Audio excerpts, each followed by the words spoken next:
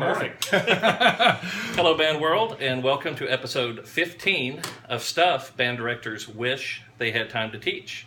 I'm Steve Bottom, your host, and as I've said before, I am a performing artist and educational clinician for Bach Trumpets, division of the Conselmer Corporation, and an endorsing artist for Warburton Mouthpieces, a division of Warburton Music Products. Have to get the corporate plugs in. That's all right. I'm very excited about today. We are here in the studio of University of Louisville trumpet professor, Dr. Reese. It's one of my alma maters and actually one of your alma maters. That's right. In fact, both of us at different times had spent many hours in the studio with our mutual former teacher, Dr. Michael Tunnell. Right. So I don't want to eat up all Reese's time with yakety-yak, so without further ado, take it away. All right. Today, what I'd like to talk about is rhythm. And this is probably, for younger players, this is one of the things that can have a lot of misconceptions. And I actually find that by the time the students get to me, there's a lot of rhythm problems. And you wouldn't think there would be, because you hear these Dr. Beats out on the marching band field, dink, dink, dink, all the time, all day long. You know, they're out there marching. But it's surprising, especially a lot of guys that come out of those programs, how weak, I should say, the rhythm is, or not as strong as it probably should be. So I want to talk a little bit about that today. And I mean, nothing more unmusical. Sure. We can move the camera Than around that. however you need. Okay. Nothing more musical than that. I mean, I destroyed these things when I was in high school. Hated this thing. I couldn't understand why I hated this thing. And I practiced with it, and I got to where I wasn't destroying them and playing and doing the exercises like I was supposed to. I think I just got used to it and probably just kind of tuned it out, so to speak, you know, but also paying attention. But later, when I started playing in groups, especially like brass quintet, and big bands especially, I started realizing that this was not, of course there's nothing more unmusical than that, but there was nothing about that was really that worked within the ensemble, so to speak. It didn't apply so much. So I like to give a little demonstration today. I mean, we've all done, if we can move the camera. Absolutely, So however you need we're it. playing, for example, a little Arvin. I mean, there's nothing worse than playing this with this. I mean, you got to do it because you want to be sure you're staying.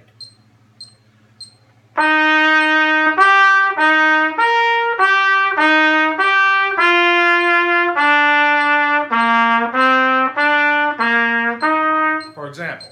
Okay. That's number 11 in the Arvin book. It's in the first studies. Okay. And you know, you can play it like that. Yeah, okay, that's pretty good. You know, can you tell I'm following the beat pretty well? That's not a problem.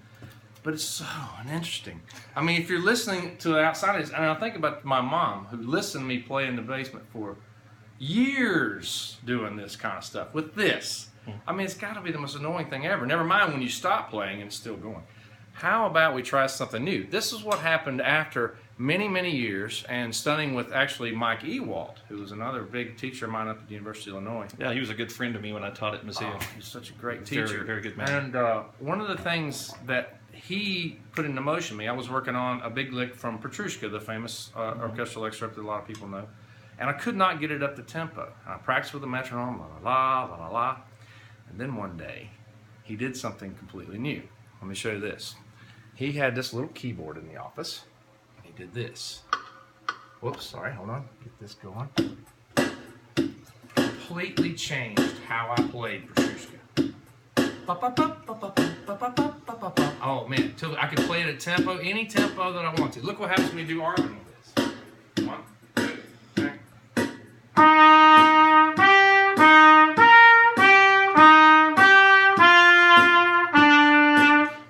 See, there's no way, there's almost no way I could play out of time. You see what I mean? There's almost no way I could play out of time. It keeps it interesting. Oh, too. it's so much more interesting, much more fun. So I've got this little keyboard here. It's a simple keyboard. You can probably buy it for nothing. It's got all these different rhythms that you can use. I forget how many. It's got like 150 rhythms that you can use. So you've got all of, 3, 4, 4, 4, 6, 8 combinations. I've been playing with this thing. I use it with my students all the time. And it really changes how we think about rhythm. Now, you can also get apps for your phone, all kinds of different grooves. I can't remember the name of the specific app some of my students have, but it works really, really well for this. So not only did I find that I played a little more what you call in the groove, which is of course what we're trying to get, but I also found that it felt in my body. I could feel the beat more. A lot of times what I'll have my students do when they first come in, if I have them play something and it's kind of syncopated, I'll have them just tap if they can actually keep the beat steady right here while they're singing their part. You'd be surprised how many people can't do that. And it's really interesting because aren't they marching on the field and they're doing that with their feet?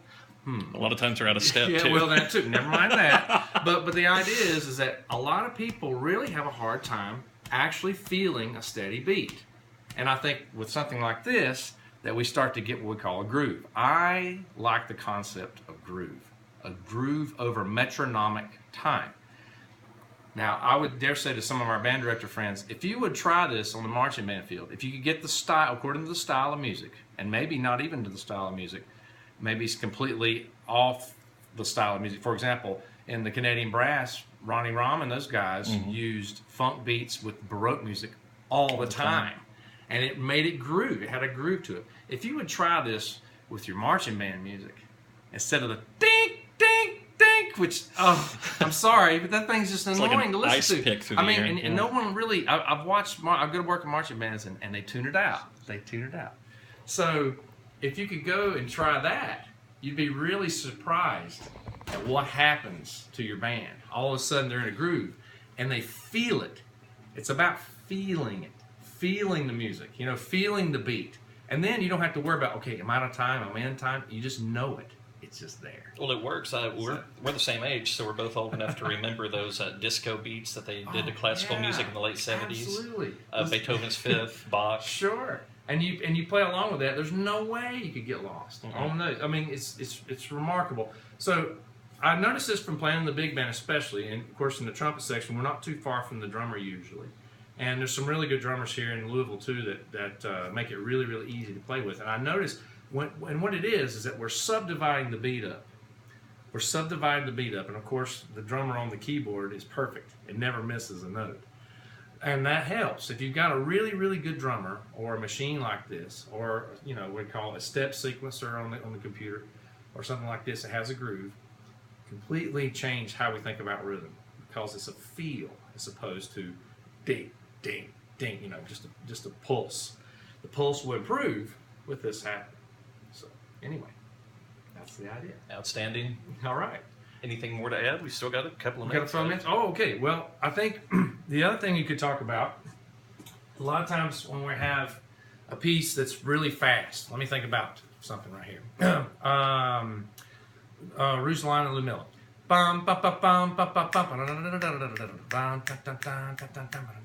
We've all heard this before. And I've worked on this in the brass quintet many, many times in other groups, for example, and a lot of times they'll put the beat on just like this, okay? I like to go what we call second gear, okay? Second gear is where you and the reason that we do that, in the quintet we found that we breathe better. We take a better breath. Because you're breathing like this,